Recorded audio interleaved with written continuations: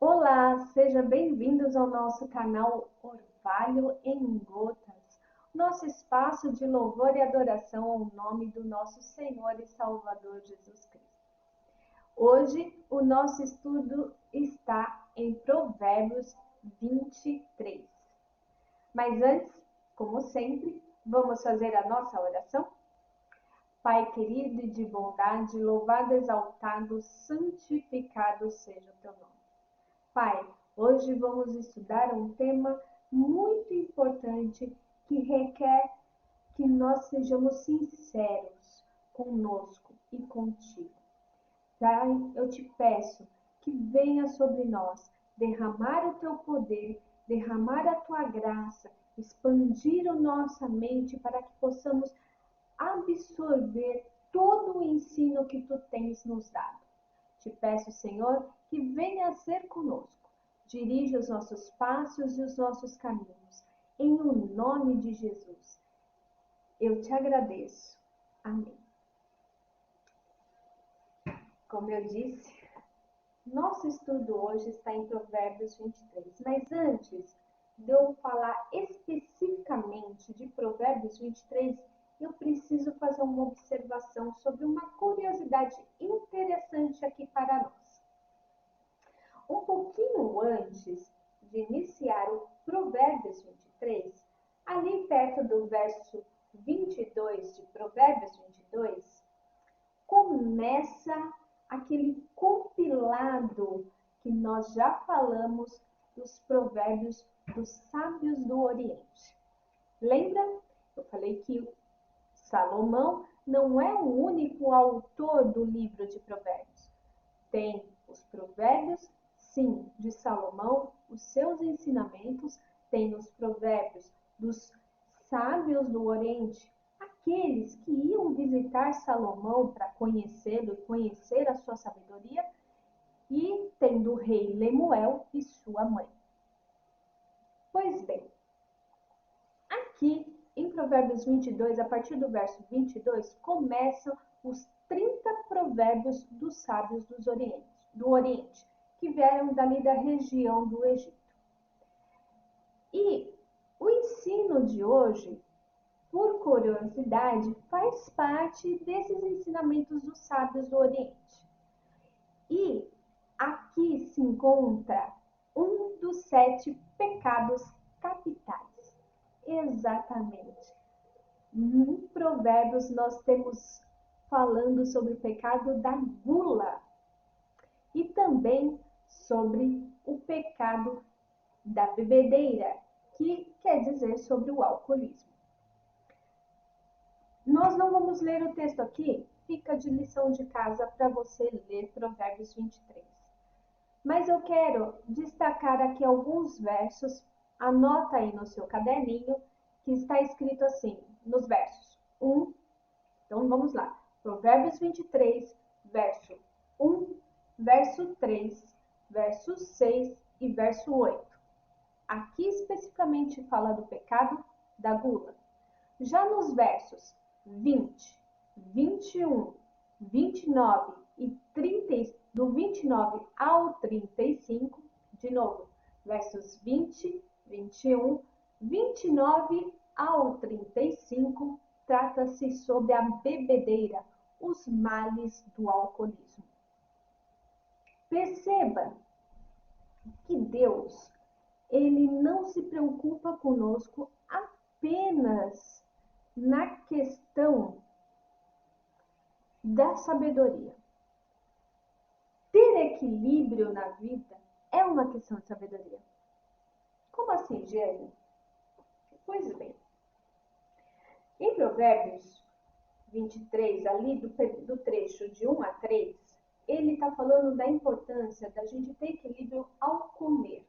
Não somente o que a gente come. Se fosse assim, ele estaria ligado a Levíticos, onde fala sobre a lei da alimentação. Mas não é esse aqui o objetivo. Aqui ele está falando que quando você se sentar à mesa ao lado de um rei, por exemplo, que nos dias de hoje é muito difícil a gente se sentar ao lado de um rei, mas ao lado de pessoas importantes, Cuidado, não saia comendo desenfreadamente. Não saia atacando a comida. Você não sabe a procedência dela. Você não sabe, por exemplo, se essa pessoa que te convidou, se ela tem algo contra você e se o alimento está envenenado. É isso aqui que Provérbios está falando para a gente. Então ele fala para a gente não sair comendo afoitamente. E não é só comer em grande quantidade, como a gula fala, mas é comer desenfreadamente, enfiando na boca, nem mastigar direito. Provérbios está falando, cuidado, seja equilibrado, coma com prudência. Do mesmo modo, ele trata a bebedeira. Ele fala que a bebedeira ela é um mal tão grande que acontece justamente aquilo que a gente vê, acidentes, mortes. Acontece, por exemplo, da pessoa não beber ao ponto de não saber quem é, não saber onde mora, não saber quem é a sua família, de onde vem, para onde vou, quem sou. Entende? Ele diz aqui que o álcool, ele é prejudicial quando ele é em excesso. A própria Bíblia tem um texto na carta de Paulo a Timóteo, orientando sobre o beber.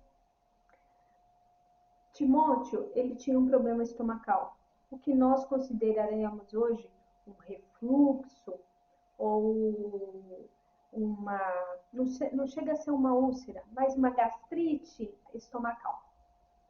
Paulo orienta Timóteo para que ele beba poucas doses de vinho, pois o vinho ele tem uma ação anti-inflamatória, além da gente já saber que a uva ela tem uma ação antioxidante para o corpo. Então ele fala para que Timóteo beba vinho todos os dias. Mas veja, precisa-se ter cuidado para que não se beba em excesso, pois o excesso é que causa o alcoolismo, o excesso é que causa os desastres, o excesso. Percebe que aqui a palavra de Deus, ela está falando sobre equilíbrio. Se a gente sair um pouquinho aqui da questão da comida e da questão da bebida e formos para outras coisas, o que nós estamos tratando em excesso? O que na nossa vida tem sido de forma excessivamente feito, vivido, que chega a ser destrutivo? Será que não tem a ver? Comer em excesso, beber em excesso, trabalhar em excesso, gastar em excesso, guardar em excesso. Veja, Deus se preocupa, Deus se importa que você tenha uma vida equilibrada. Deus ele se preocupa com os detalhes. Deus ele quer que você seja uma pessoa ética, que você seja uma pessoa respeitosa e respeitada, que você seja uma pessoa que tenha amor, tenha fé, tenha prosperidade, sempre respeitando a Deus e ao próximo. Aliás, eu sempre falo, a palavra de Deus, Jesus falou assim, amar a Deus sobre todas as coisas e ao próximo como a ti mesmo. Eu pergunto, você se ama? Você tem se amado? Ou você tem se doado, esquecido de você mesmo, anulado a sua identidade, anulado a sua personalidade? Por quê? Vamos pensar um pouquinho? Como que eu posso amar o próximo se eu não me amo? Como que eu posso cuidar do próximo se eu não me cuido? Como que eu posso ter algo de bom para doar para o outro se eu não doei para mim primeiro? Percebe o quanto é importante você se amar? Percebe o quanto é importante ter esse equilíbrio? Porque é impossível você se doar demais para alguém e não se doar nada para si. Uma hora vai acabar, uma hora vai esgotar, você não vai ter mais o que doar. E aí é o momento em que muitas pessoas entram em depressão. Porque a gente doa muitas vezes esperando a reciprocidade de que vai receber na mesma medida. E não é verdade. Nem todos são como eu e você. Por isso é importante o equilíbrio. Por isso é importante a gente reconhecer que a gente não pode sair fazendo as coisas de forma desequilibrada. Ame-se para poder amar. Cuide-se para poder doar. Deus, até nisso, faz com a gente dessa forma. Deus nos abençoa para quê? Para que nós possamos abençoar o próximo. Então é importante em todas as áreas da nossa vida que haja equilíbrio. É importante que nós tenhamos um equilíbrio além da nossa vida natural, do dia a dia, equilíbrio na vida espiritual. Se você não alimenta o seu espírito louvando a Deus, estudando a palavra de Deus, buscando a Deus, tendo um relacionamento diário e constante com Deus, você não vai ter como amar o próximo, porque você também não vai estar se amando. Porque quando a gente ama a Deus, a gente encontra a nossa identidade nele.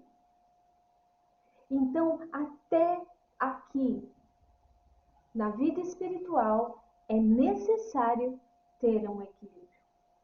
Eu quero deixar para vocês destacado aqui os versos 17 e 18 que diz assim: procure respeitar e obedecer a Deus todos os dias da sua vida. Assim, o seu futuro será brilhante e você não perderá a esperança.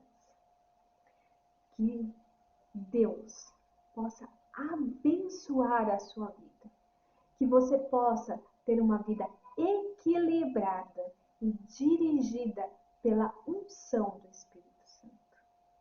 Amém? Que Deus os abençoe.